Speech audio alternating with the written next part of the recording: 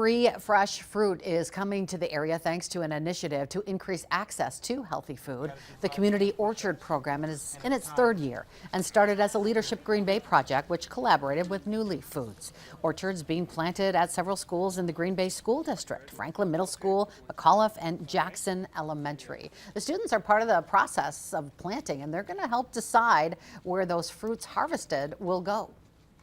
I think it began a little bit more so around learning about planting and the plant cycles, and it's kind of grown from there to meeting community needs around hunger issues. We think like going like homeless people and just giving out like the fruit and stuff. We can plant trees now and help our in next generation we can help our kids plant trees.